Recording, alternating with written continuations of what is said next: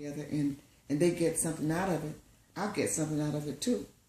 Because some of them I didn't know them before, and once you begin to learn about them, sometimes what happens is that we begin to work together, and that's what makes it even better.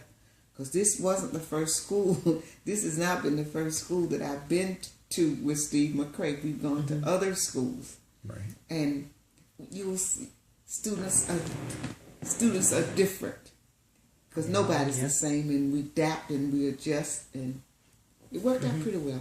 It worked out pretty well. I learned a lot, and I know he learned a lot as well as the students learned. So we all got something out of it. See, what's going to be interesting, you are going to be at iGeneration with me.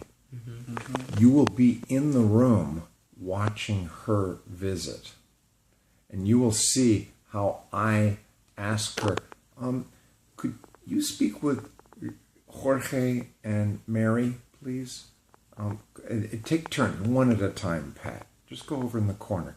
And if you listen a little bit, it might be just general questions. Tell me about yourself. You know, she has a really quiet style. And eventually the student comes out and says, I really don't like all this. It's too much work. I like it in my old school. You know, you get these students that are focused on the negative. I like the old school. It had big outside and I could go out and play, and, you know, I had more friends there. And then Pat helps the student maybe say, well, what was the reason that they got you over here? Well, I was fighting with all my friends.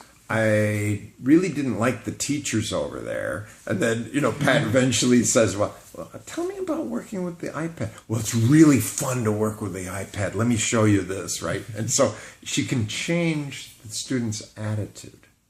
Okay.